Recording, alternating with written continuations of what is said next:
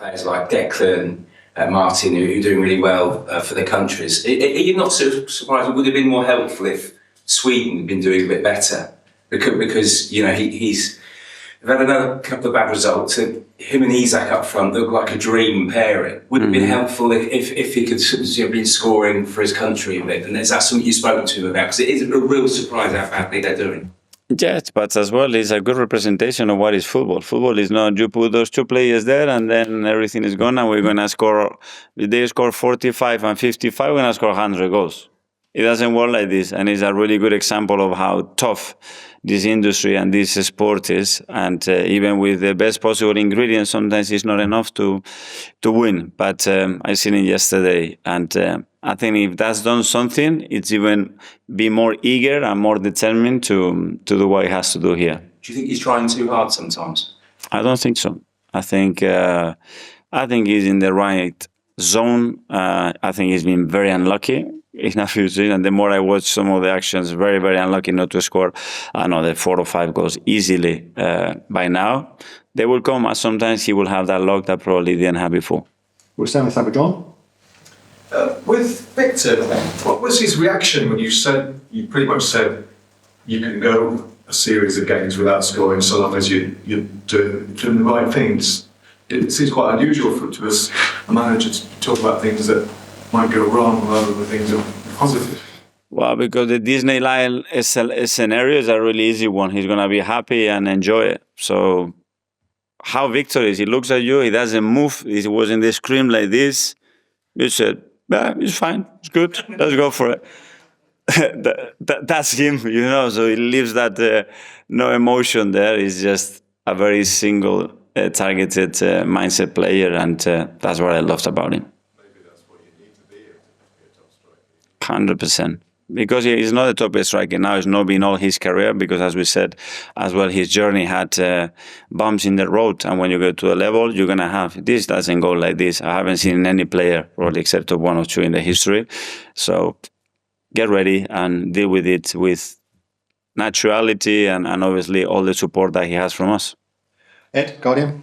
Hi. Just going back to being top, I know it's very early days, but obviously you've had a bit of experience of being top before and not managed to get over the line. Do you think that mentally now it's a bit of a different challenge for the players now that you are top? I don't know, but we cannot pay too much attention for that, because the feeling was you go to Newcastle, if you lose in Newcastle, the Premier League is over. And 1 week later, you are where you are. So honestly, it's let's focus in what we can control, focus in our performance, focus in delivering and achieving what we want to achieve daily, and the rest, I mean, it's 30 games still to go. It's so many things are going to happen. And emotionally, we cannot be dragged into these things because we have much more important things to do.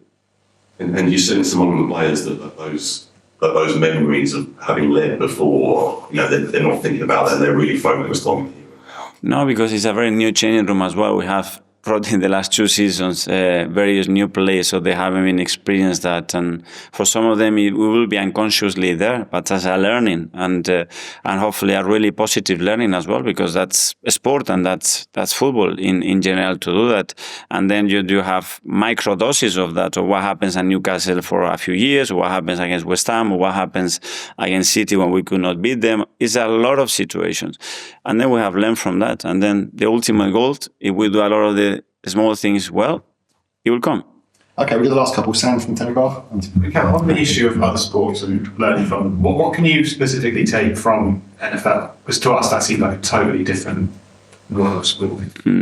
Well, it gives you context, especially when I have seen Sean run a day with them and how his day looks and the amount of meeting that he has. He has 74 players in the squad, and he has 10 meetings before he even starts, and players are taking notes for 2 hours. They are in meetings.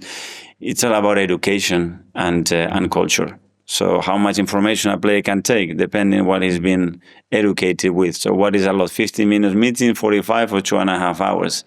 The capacity that they have as well to create different scenarios. They're already set peace orientated sport, and then how you connect with an organization where you have a lot of limits in terms of the rules as well. It's a lot. So how you maximize all that is a completely different world to me. And there are things that you can implement because with the restriction they have, how they maximize certain areas is unbelievable. And in my opinion, football and other sports, we are not there yet. So it's a lot to take.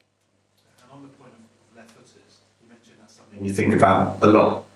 What do left-footers bring? What's the benefit of having lots of balance at the end? When you have a strong foot, you are more orientated and more inclined to play certain passes in certain directions. When you want to attack certain spaces, if you are an inverted foot or natural foot player, the ball is going to arrive in the box in different ways.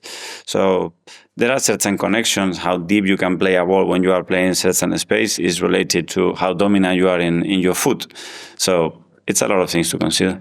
Finally to Gary, for times. You mentioned sort of the owner's ambitions. One of the ambitions maybe is to enlarge or expand the stadium. What would your role be in that and in that process?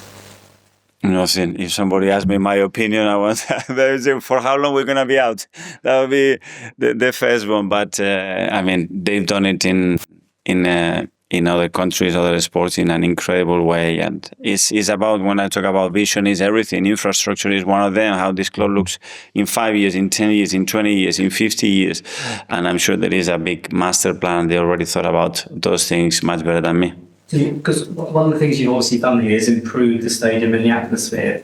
And so there will be one of the fans groups already that said, be careful about changing that atmosphere.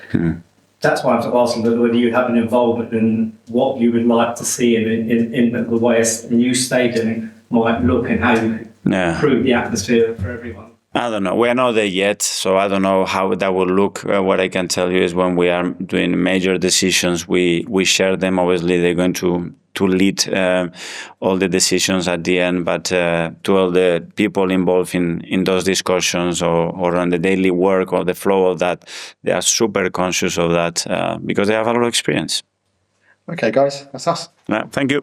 Go, guys.